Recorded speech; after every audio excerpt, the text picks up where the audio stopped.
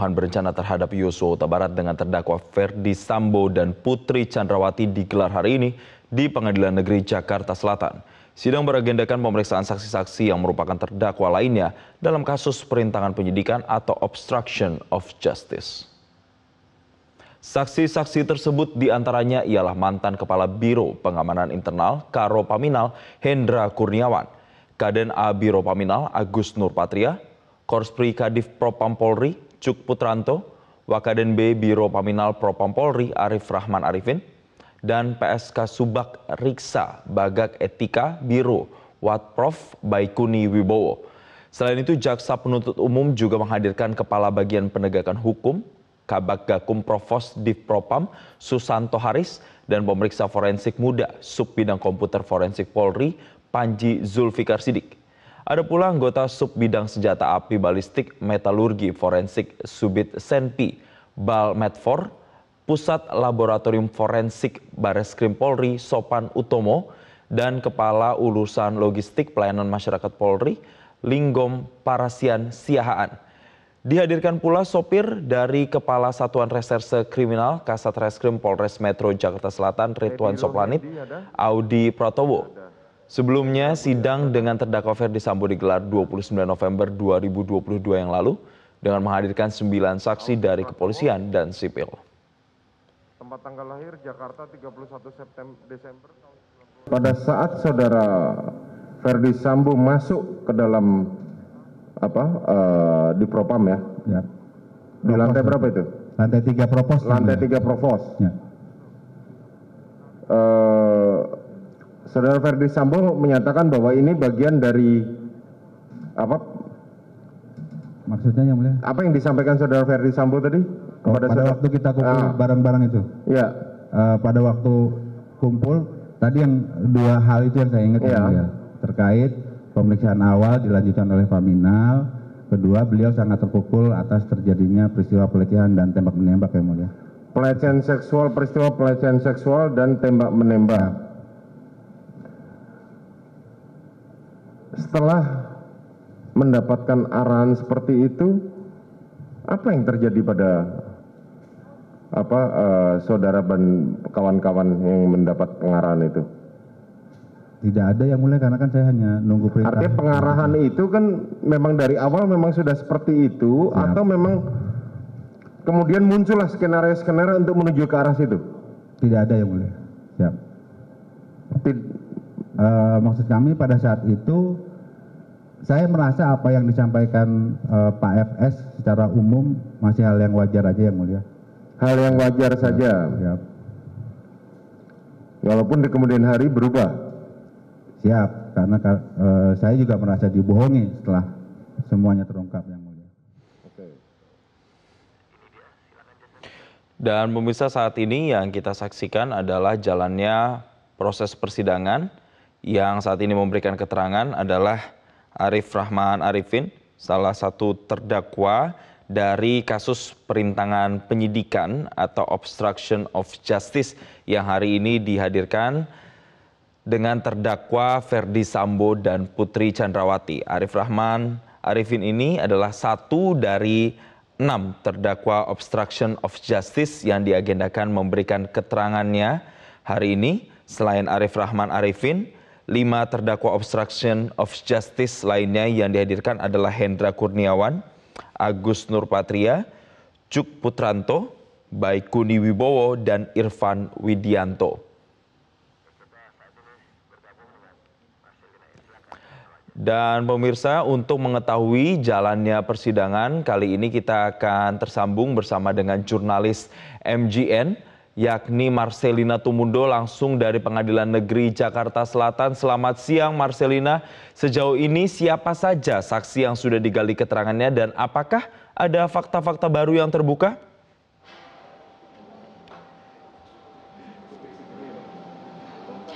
Jason, sejauh ini persidangan sudah berlangsung selama kurang lebih 3 jam dan dari 11 saksi yang sudah dihadirkan dalam ruangan persidangan, hampir semuanya ini sudah dimintai keterangan oleh pihak majelis hakim, khususnya dari Ketua Majelis Hakim Wahyu Iman Santoso. Majelis hakim menetapkan bahwa untuk ke-11 saksi yang hadir ini diperiksa secara bersamaan sehingga tadi setiap pertanyaan yang diajukan ini langsung diajukan dan juga secara bergiliran ditanyakan kepada setiap saksi yang hadir. Di antaranya yang sudah memberikan keterangan adalah Hendra Kurniawan, kemudian Agus Nurpatria, Arif Rahman Arifin, Cuk Putranto, Baikuni Wibowo, Arif Widianto, kemudian Beni Ali, Susanto Haris, Audi Pratowo, dan saat ini terkini yang sedang digali keterangannya adalah Ari Cahya Nugraha. Terkait dengan fakta-fakta baru, sebetulnya kalau kami mengikuti persidangan pada hari ini, apa yang disampaikan oleh setiap saksi ini tidak jauh berbeda dibandingkan dengan yang mereka sudah sampaikan sebelumnya di persidangan-persidangan untuk terdakwa lainnya, baik dalam kasus dugaan pembunuhan berencana Brigadir Yosua yang digelar pada pekan lalu ataupun ketika mereka bersaksi untuk kasus obstruction of justice atau dugaan perintangan penyidikan kasus Brigadir Yosua ini.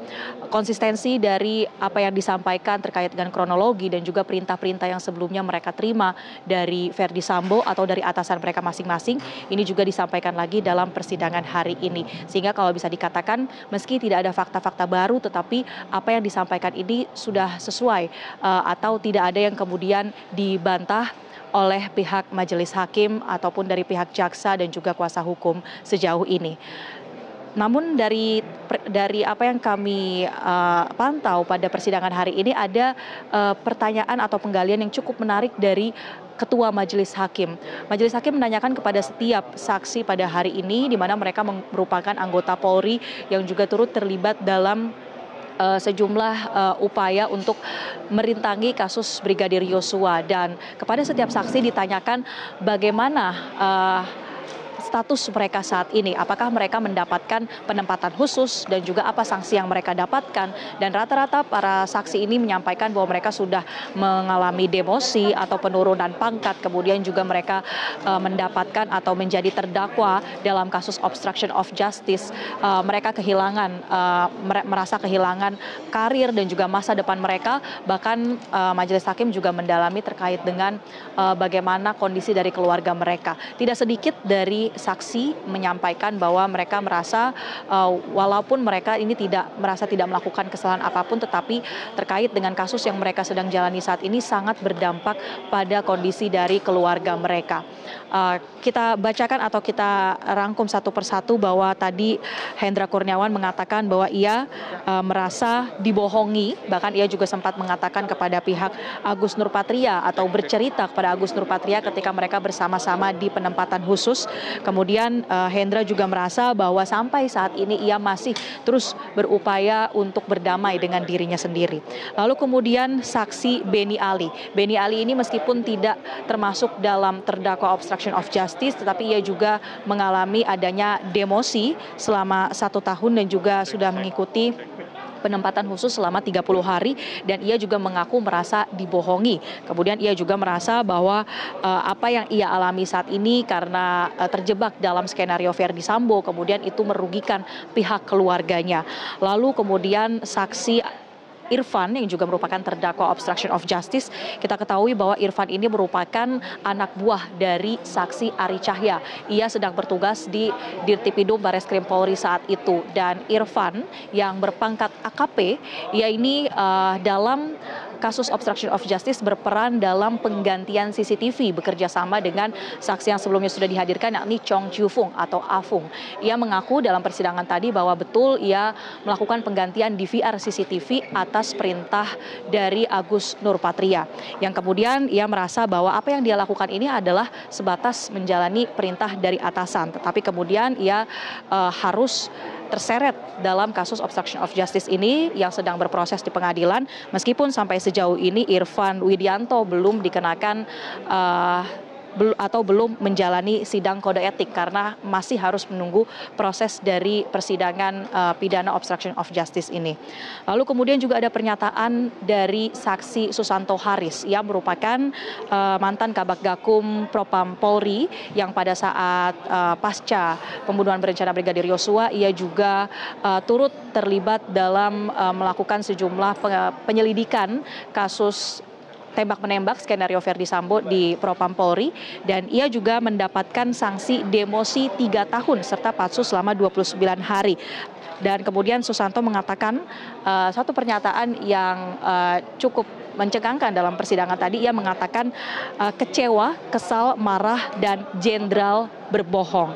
Ia mengatakan mengapa jenderal berbohong padahal susah menjadi jenderal. Lalu kemudian ia merasa bahwa pengabdiannya di Polri selama 30 tahun terakhir ini akhirnya sia-sia atau hancur karena ia harus mendapatkan sanksi demosi selama 3 tahun, dan ia juga menyebutkan bahwa pihaknya sebagai Kabag Gakum, kepala bagian penegakan hukum Propam Polri yang biasanya memeriksa anggota Polri yang diduga melakukan pelanggaran disiplin, pada akhirnya ialah yang harus diperiksa dalam persidangan pada saat ini.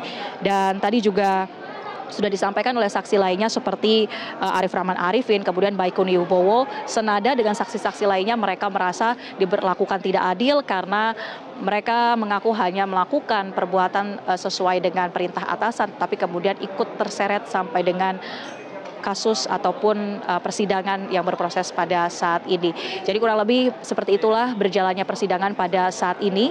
Kalau dari pantauan kami terkini sidang sudah diskors oleh pihak majelis hakim.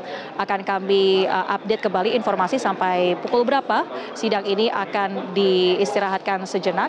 Dan kurang lebih seperti itu. Jason, kami kembalikan ke Anda di studio. Iya, baik. Terima kasih Marcelina Tumundo atas laporan langsung Anda. Nanti kami akan kembali update jalannya persidangan dari Pengadilan Negeri Jakarta Selatan. Selamat kembali bertugas. Pemirsa, kami lanjutkan kembali informasi terdakwa kasus perintangan penyidikan kasus pembunuhan Yosua Agus Nurpatria menyebut, menurut anak buah Ari Cahya, setidaknya ada 20 kamera pengawas di sekitar tempat kejadian perkara tewasnya Yosua. Agus menunjukkan 2 CCTV yang hendak diamankan, yaitu yang berada di lapangan basket dan rumah Kasat Reskrim tetangga Sambo. Tanggal 9 ya, Tanggal 9. Tanggal 9 saya berangkat ke TKP sama Pak Arif, sampai di sana. Kemudian karena saya belum ke TKP, saya sempat masuk ke TKP melihat TKP yang mulia. Oke, kemudian? Ya. Setelah selesai pada waktu itu datanglah penyidik Jakarta Selatan dengan Pak Kuat, Pak Riki, Pak Richard. Kemudian mereka melakukan prarekonstruksi di situ. Pada saat prarekonstruksi kita tidak boleh ada yang masuk, sehingga kita di luar semua yang mulia. Oke. Ya. Nah, kira-kira jam 2 atau jam 3 sore Pak Irfan telepon. Pada saat telepon itu Pak Irfan sudah langsung menyampaikan, izin Bang, izin Komandan, saya anggotanya Pak Ari Cahya, melaporkan bahwa di seputaran TKP ada sekitar 20-an CCTV, saya lupa tepatnya yang mulia. Oke Van, kamu ketemu saya di lapangan basket. Kemudian saya lapor dulu ke Pak Hendra, izin Bang, anak buahnya Ari Cahya udah telepon melaporkan sekitar ada 20-an CCTV di seputaran TKP tersebut. Perintah beliau waktu itu petunjuknya, oke Gus, yang penting-penting aja, jangan semuanya. Nah, dari situ kemudian saya ketemu Irfan di lapangan basket yang mulia. Kemudian saya sudah tanya ke Irfan, Pan, perintahnya sudah jelas belum? Siap sudah Komandan. Ya udah kamu cek dan amankan. Kemudian saya tunjukkan 2 CCTV yang mulia, yang di gapura lapangan basket,